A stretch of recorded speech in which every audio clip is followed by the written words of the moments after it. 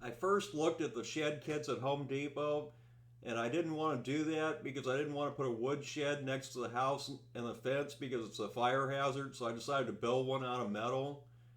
And here's a house update first. Yeah, I decided to turn the two upstairs bedrooms in my house into a guest bedroom since they sat there empty for years. Yeah, I just put those shop lights in there because they work good.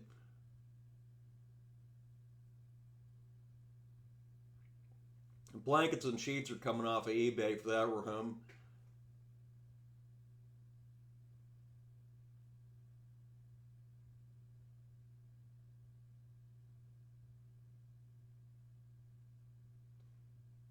And after I fixed the termite damage in this room, I put a pool table in there. And now I got the dartboard in there also.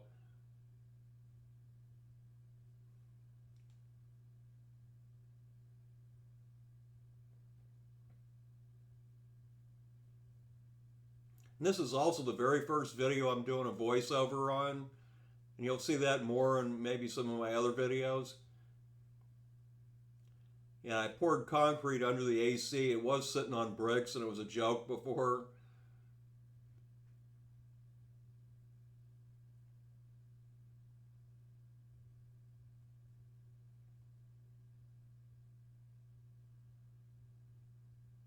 The actual shed part starts a couple minutes into this video.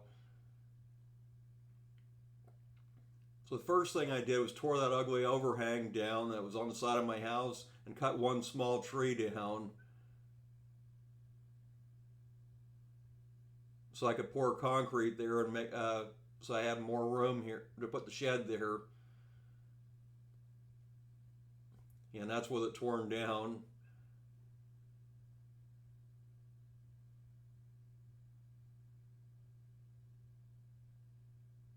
Yeah, it looks much better with that torn down.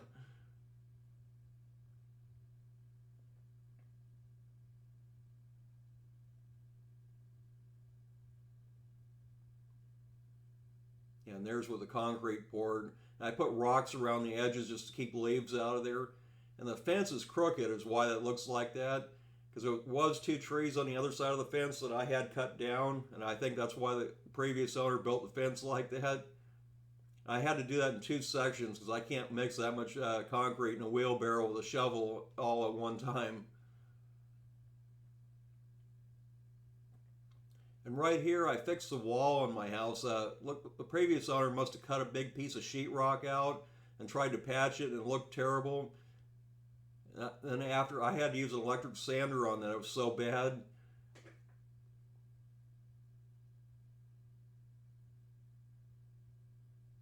And the texture, I just used one of those cheap Harbor Freight texture guns. It worked all right.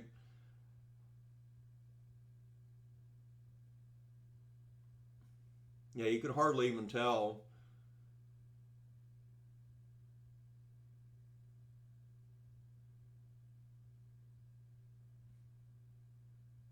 Yeah, and right here there was a big crack in the wall. I remudded and taped that and textured that too.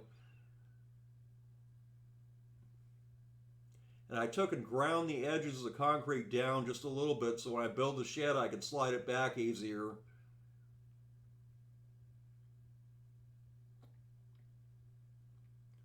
And I just got a bunch of metal. Most of it's going to be built out of a 2-inch square tube that's 1/8 inch thick. Some of it will be built out of 2-inch by 3-inch rectangular tube. I'm using the Scotchman 350 cold saw to cut that because the 45s come out perfect. And that roller stand I made in another video several years ago.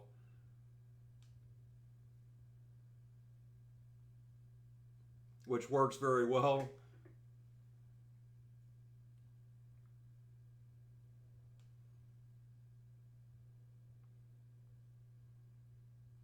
I had to start working on the roof section first because the place I buy the steel at didn't have, they only had one piece of 2-inch by 3-inch tube.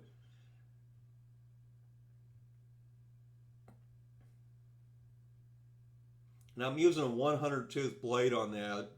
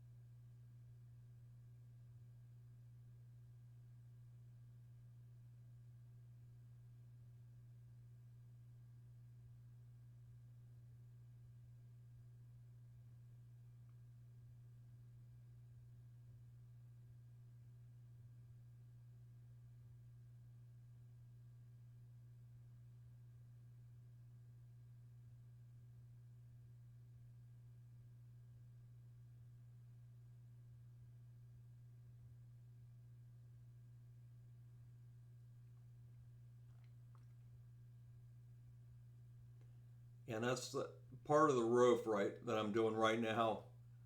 And I got some of the pieces for the floor section cut out. And I'm using one of those fireball squares to weld that together.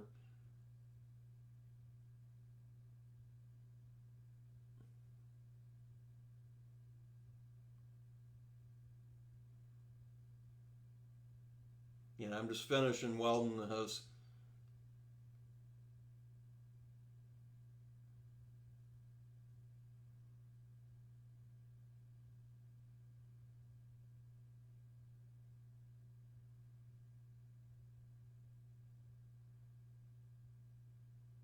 Yeah, this project ended up taking three 125 cubic foot argon and CO2 tanks, and 22 pounds of MIG wire went into it.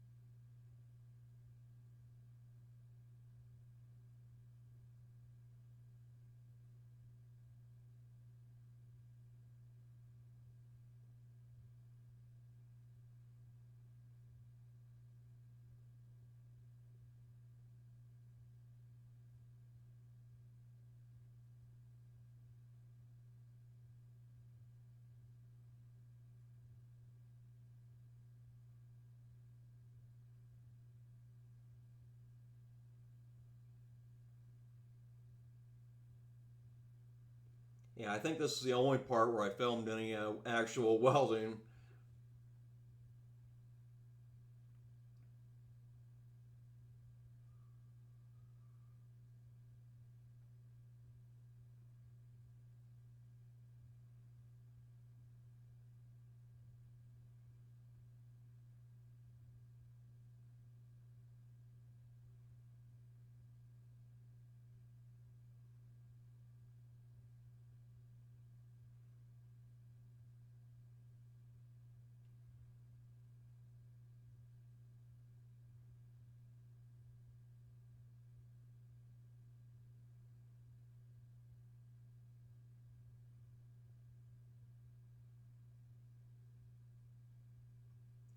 Yeah, and the easiest way to get these the same is just to sit the piece you've already cut on there on top of it, and you can line it up easy. Because nothing has to be perfect on this, but it's much faster to do that. And on the end where I cut the piece off, I just use one of those cheap roller stands out there.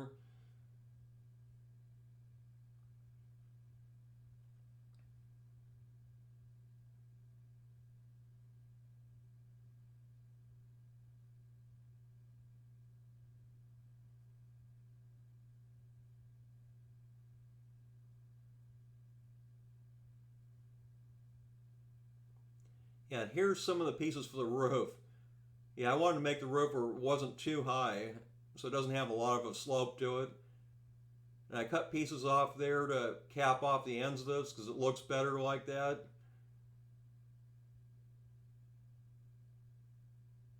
Now I've got them welded on there. Now I'm starting to weld these pieces onto the top of the roof.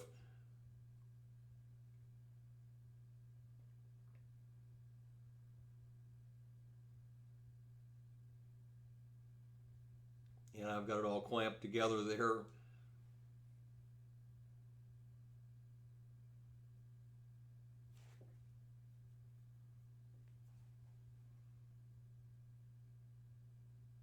Yeah, here's the pieces that go in there. So I got the roof section done, or just about done.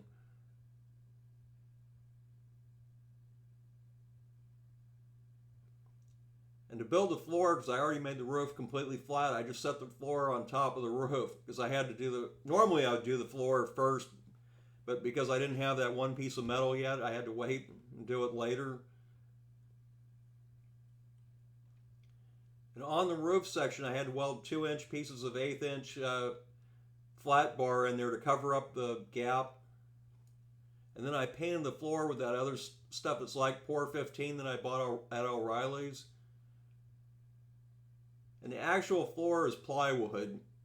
It's 3/4 inch plywood. And I painted both pieces on both sides of it twice. And I took that on furniture dollies and rolled it around the corner.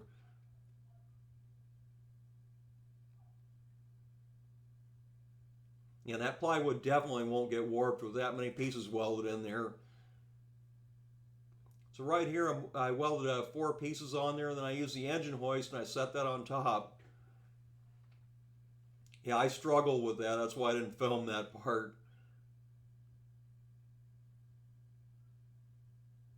And then I started welding all the rest of the upright pieces in. And the door is more towards one side. I did that on purpose so I'd have room to put a shelf in there.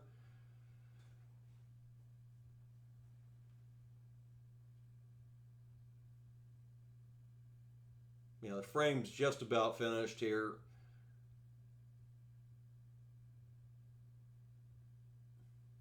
Now I'm making the door. And those hinges I bought off of eBay, $35 for 4 of them.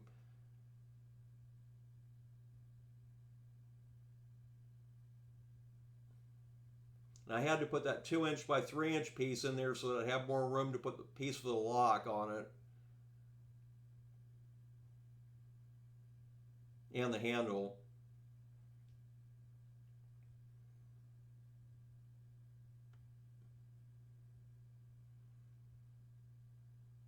And now I'm making the shelf.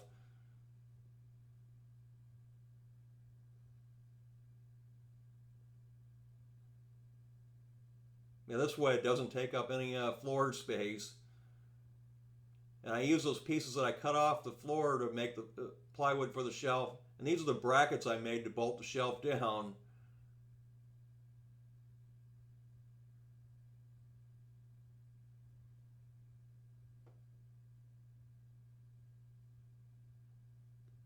And the welding store, I bought 25 of these grinding wheels for $1.75 a piece. They had some good deal going on. And and I made these pieces out of scraps to clamp under the eaves for when I go to put the roof on there so it won't slide off. I'm using my plasma cutter to cut the pieces out for the roof. The roof is 1/8 inch plate. I went with 1/8 inch plate so that it wouldn't be all wavy and it would be easy to weld together down the middle.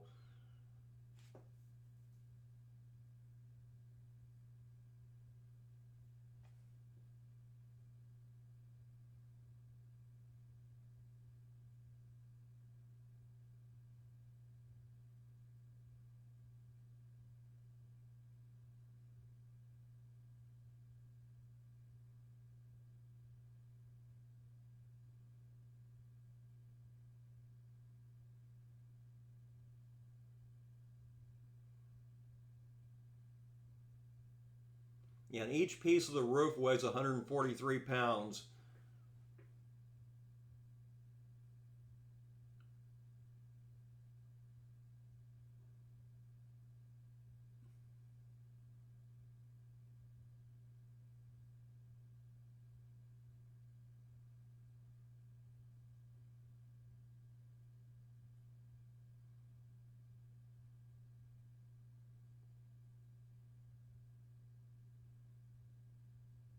And the plasma cutter I'm using is a Hypertherm Power Max 45.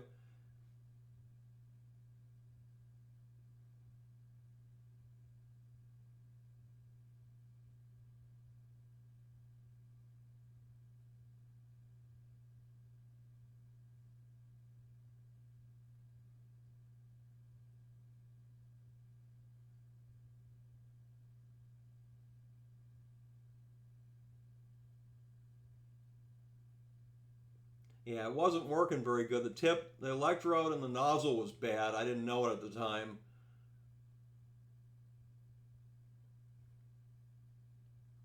Yeah, and those are those pieces I clamped on there so I could put the plate on there and it can't slide off. And I picked it up with the engine hoist with one of those magnets on there. And I had to put a piece of 3/4 inch plate on the back side so it would hold good. And I got it up as high as I could and stuck it on those two cards. And that's how I got it up on top. And then I moved the magnet to the bottom. Now I'm putting the sides on. That's 16 gauge metal on the sides.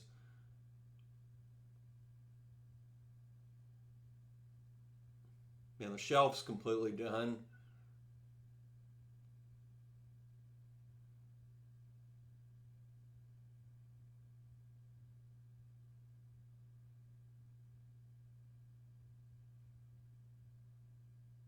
Yeah, that cutter didn't work too good to put the vents in. I had to use a regular hole saw.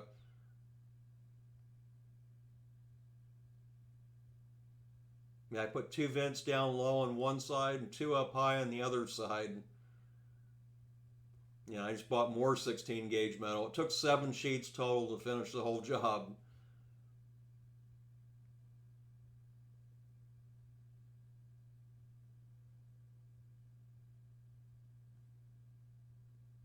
Yeah, that's when I just replaced the electrode and the nozzle and the plasma cutter. Yeah, it was all burned up.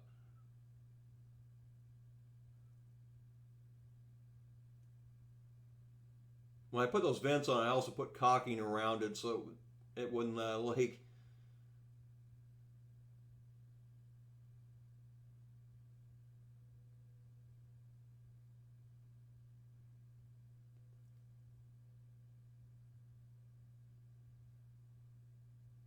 Yeah, I just cut more of the pieces of metal out.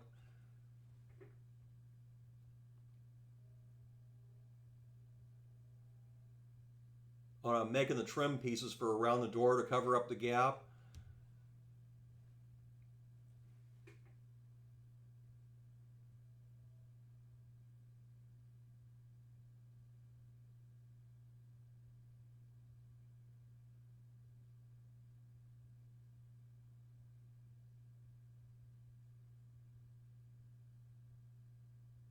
And I weld a little piece in there too to cover up the gap.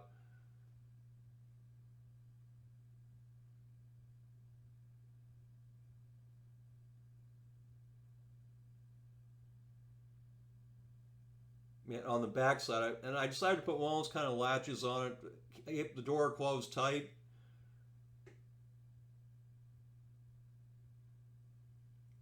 And right here, I'm adding another piece in there so I can piece the wall together so I would only have to buy 7 sheets instead of 8 sheets of the 16 gauge.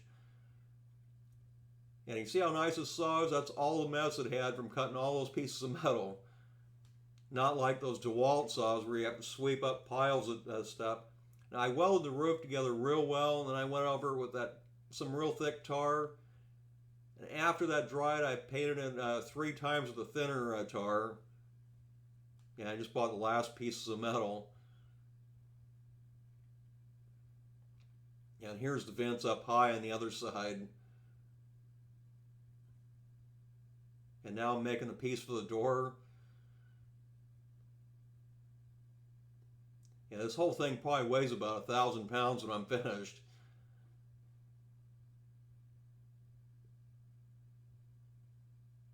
And here's what the roof looks like after it was painted with it out of the tar.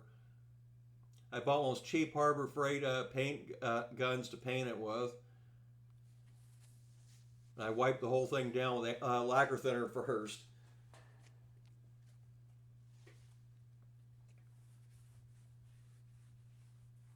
And I also went over the whole thing with caulking in all the different areas.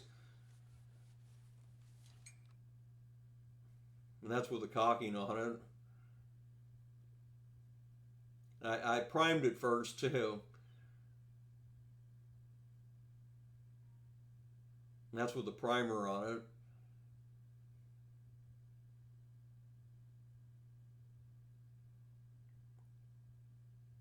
it. And I painted it the same color to, it's almost the same color to match the house. It didn't come out exactly right.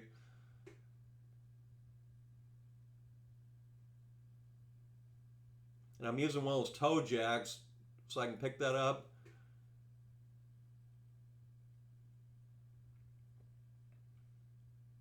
And I stuck a piece of pipe and a piece of 2-inch square tube under it first. And then I took a pry bar and was able to slide it over. Then I went and bought another piece of pipe and stuck under it. And it moves real easy like that. I was able to put it back where I wanted. And here's where I got everything inside of it, and it's finished.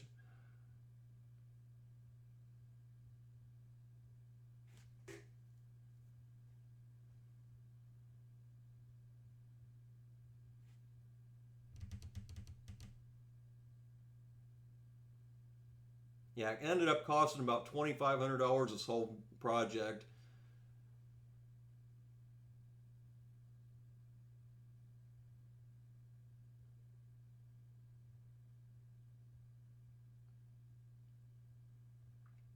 There's going to be a lathe update video coming pretty soon. And I'm also going to put air conditioning in this garage, one of those mini split AC heat pumps. That'll be coming very soon too. Yeah, I'm trying to do these jobs before it gets to be 100 degrees here. It's already 85 degrees today.